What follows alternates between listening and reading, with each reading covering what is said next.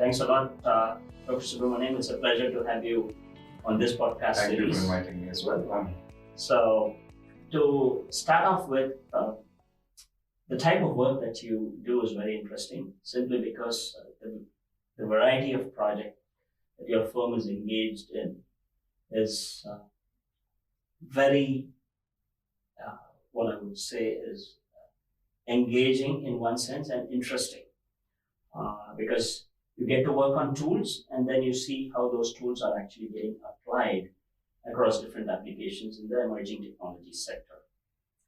So having said that, India is in the cusp of coming out with blockbuster technologies or molecules related to different industries. Where do you think India is at the moment related to the contract research type of work that you do? I think India is in a very nascent stage. I like to compare it with where IT was, perhaps in the 1970s to 1980s. And there were a few companies who had a vision saying that India could become a destination for IT.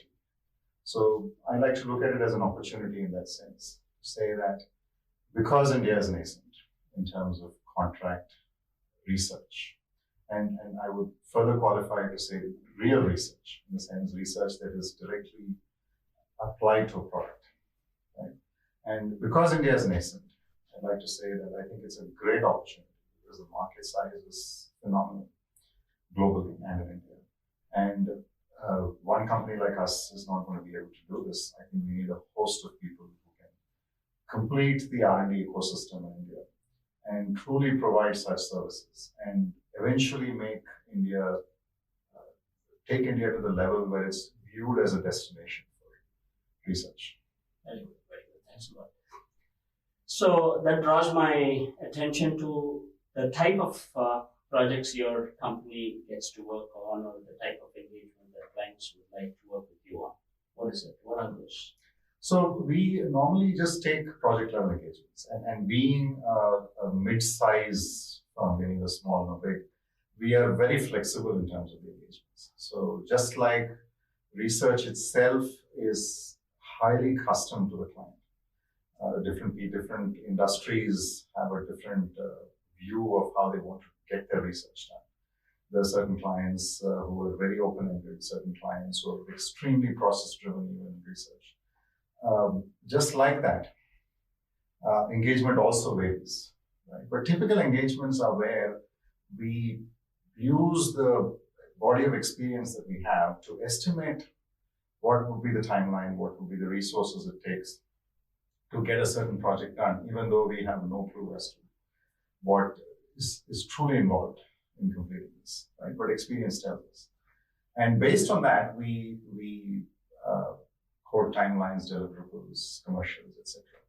And we have a very clean model of the intellectual property where we assign all of the IP to the client because we want a clean break.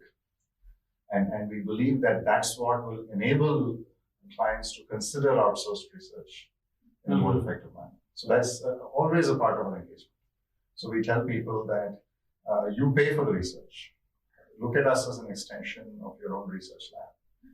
All the IP is yours, just like you would have it anyway when you have your own employees working on this. Very good, very good. Right. So a true extension of people's captive research facility and a very seamless interaction between teams. Very interesting point. You said that you are almost working as an extension of any other company's R&D.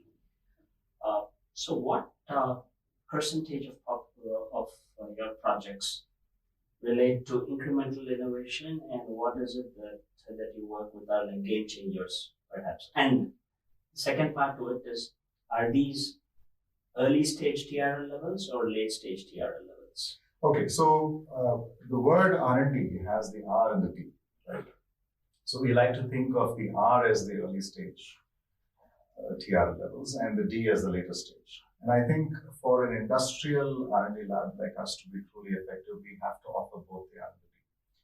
So yes, we start with the R portion, where people come to us with next generation requirements, because these solutions are simply not available to purchase in the marketplace. So it has to be organically developed.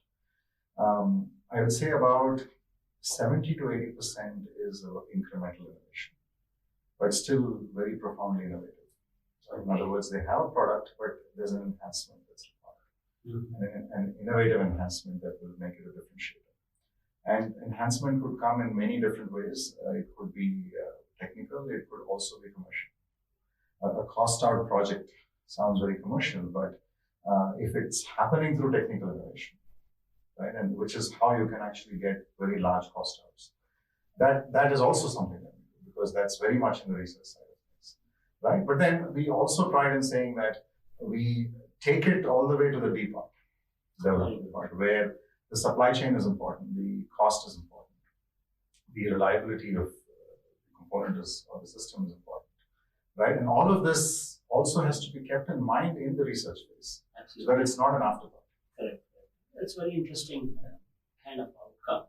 So just to sum up the whole thing and to kind of put in perspective what we have in terms of talent associated with it, you said that we are riding on the wave very similar to what the IT waves are since the 80s. I know we have an ecosystem of a number of colleges, institutes, a lot of government initiatives. We've seen successful launches of spacecrafts. So there is a lot of investment that's happening in science and technology. What is your opinion of the talent pool that's available in India that can facilitate emerging technologies coming out of India? I think India has a fantastic talent and a very diverse talent pool as well. And diversity is a strength for us. And even within India, there's a lot of diversity, and we should exploit that, because diversity encourages a variety in terms of thinking. The only thing I'm trying to do, and I would request to the government and all parties involved in the ecosystem, is to find a way to come together, right? So we are very good at generating ideas, but how do we actually come together in terms of academic institutions, industrial R&D labs, government R&D labs, and government's own funding mechanisms, and government's own consumption, which is the defense, etc. How do we all come together in terms of a single ecosystem? Right now, I think it's a little scattered. Okay. I think if we can all merge that ecosystem, I think it will be very hard for someone outside to penetrate that. So we can be very successful doing that. So lastly, I want to draw your kind of attention on what you had earlier said related to intellectual property, that you transfer the IP to the organization.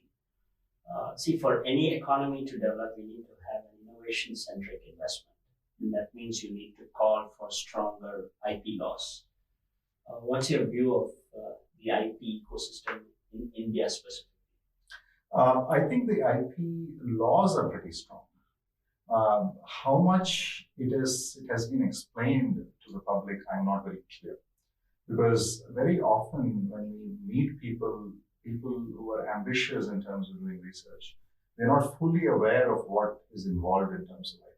What are the negatives? What are the positives? What it can do for them? The awareness, I think, is a little lacking. I think legally we are pretty strong. And if the government or even, I think it's a joint responsibility with all of us to educate the public at large in terms of how powerful something like IP is, right? It's essentially monetizing brain power, right? And if we can do that, I think the IP regime will be much more powerful. Absolutely. Thanks a lot, Dr. Subramanian. It's a pleasure to have you on this podcast. Really appreciate your Thank you, sir. Thanks.